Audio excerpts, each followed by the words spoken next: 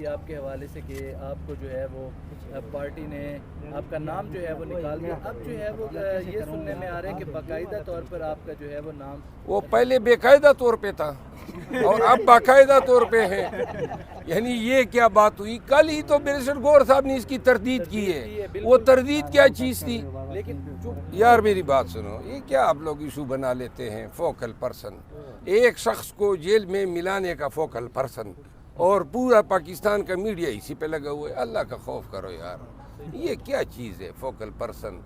یہ ہم نے بیسیکلی سہولت کے لیے نام دیے. اب پاکستان کی میڈیا کے پاس کوئی اور خبر ہی نہیں رہ گئی.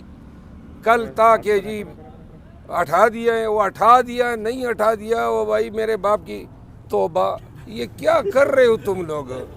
فوکل پرسن ابھی بھی میں دیکھ رہا تھا ٹی وی چینلوں پہ یہی ٹویٹ چل رہے ہیں. بھائی کوئی خبریں دو قوم کو، خان کے بارے میں بتاؤ. آپ یہ سوال پوچھیں نا کہ جلسے اور جلوس کب ہوں گے، کس طرح ہوں گے، کون کون نکلے گا، قیادت کون سی ہوگی، کون سی قیادت کی خواہش ہے کہ وہ پنجاب میں نکلیں، کون کون سے پی ٹی آئی کے وہ لیڈر جو زیر زمین تھے اور اب آ گئے اور انہوں نے اب نام لکھوائے ہیں اور کہا ہے کہ مر مٹیں گے لیکن پنجاب کو نکالیں گے. آپ مجھ سے یہ پوچھیں نا. سر یہ بتائیں کہ گزشتہ روز ڈاکٹر عارف چودھری نے پریس کانفرنس کرتے ہوئے کہا کہ اب سڑک اور بڑک کی سیاست نہیں چلے گی، آئیں بیٹھیں پاکستان کی ترقی کے لیے ہم اپنا کردار ادا کرتے ہیں. کیا کہتے ہیں؟ بس سڑک بھی ان کی ہی تھی اور بڑک بھی یہ مار رہے ہیں. آپ کہیں کس طرح؟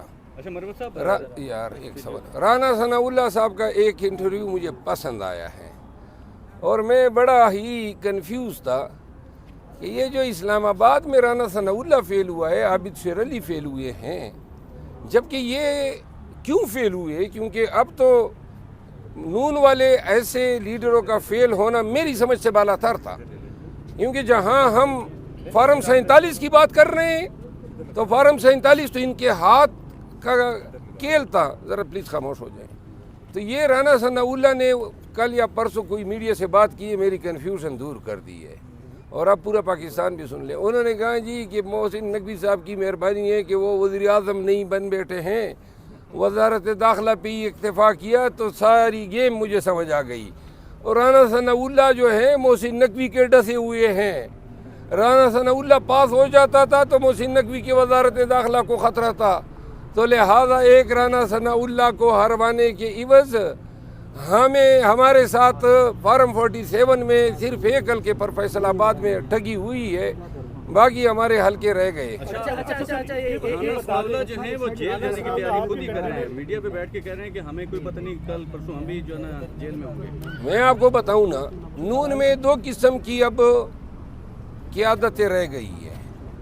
ایک فارم 47 کی قیادت ہیں جس کے ذریعے سے یہ لوگ منتخب ہو گئے ہیں، فارم 47 کے ذریعے اور MNA بن گئے ہیں. اور ایک وہ قیادت ہیں جو فارم 47 پہ منتخب نہیں ہوئی ہے.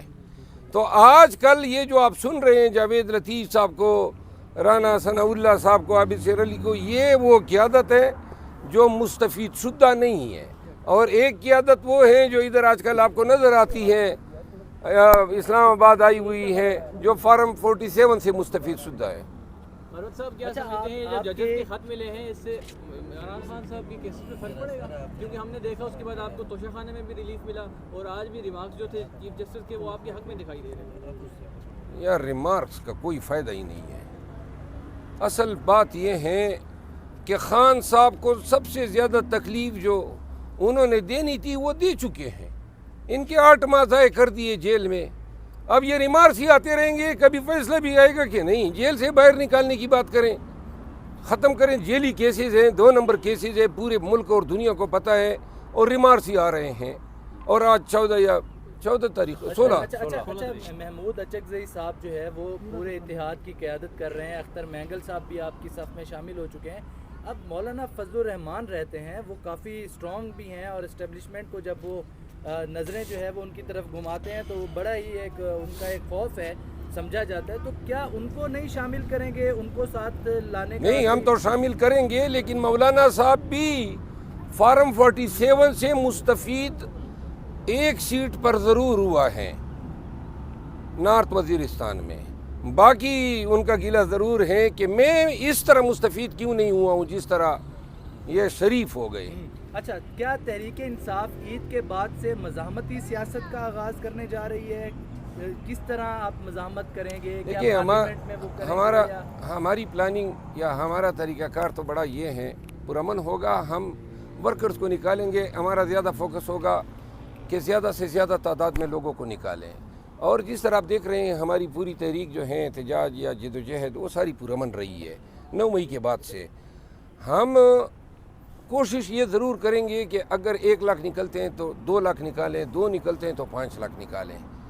مزاحمت کی بات تب ہوگی جب ہماری پرامن احتجاج پہ تشدد ہوگا.